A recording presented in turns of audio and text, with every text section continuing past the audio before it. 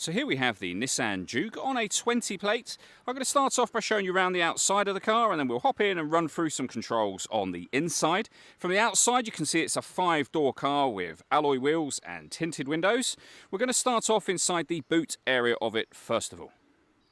As we approach the back of the car, you can see we have reversing sensors, plenty of boot space as well, along with that 60/40 split folding rear seat should you wish to increase this space even further. And then this tray section can lift and remove to give you loads more space underneath there again.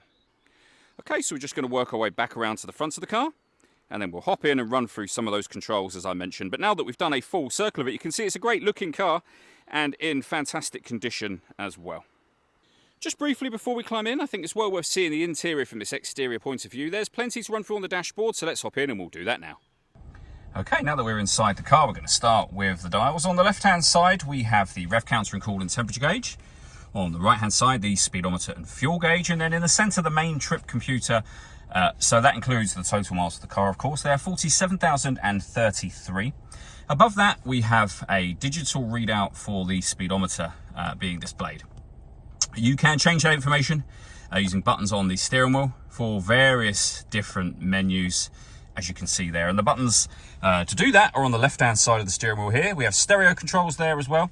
Over on the right-hand side, cruise control and speed limiter for the car, as well as our phone controls. The phone controls can only be used after you pair the phone up to the car, and that is done over on the touchscreen in the centre. You have a few physical buttons down the bottom.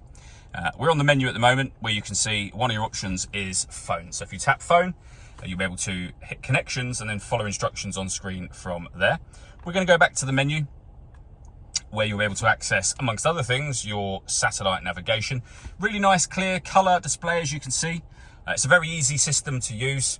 Again, back to the main menu. You can access your audio, or you can do that with that physical button I mentioned a moment ago.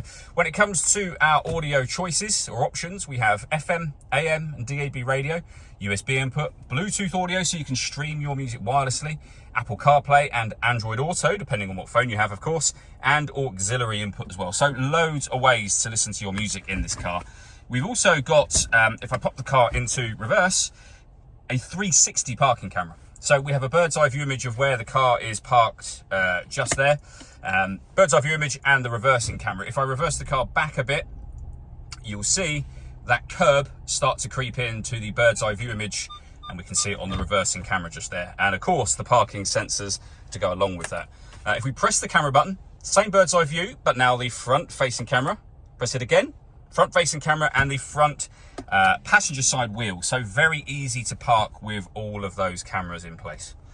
Below that, we have our climate control. You can adjust the temperature, the fan speed, and you can turn your air conditioning on and off from there. You can also determine where you'd like the air to be distributed. Or hit auto.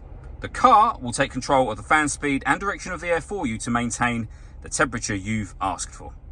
Any manual adjustment will take auto off and allow you to put it back on your own settings. We've got a heated driver's seat with 2 heat settings, and the same for the passenger side. Our USB and auxiliary input and a 12-volt charging socket. And then we have a 6-speed manual gearbox, and you can change the driving mode of the car from here. We have an electronic handbrake with auto hold function last of all. All that leaves me to say is thank you for taking the time to watch this video. If you'd like to come and see the car for yourself and have a test drive, please feel free to give us a call here at 7daysonly.co.uk. We'd love to hear from you soon.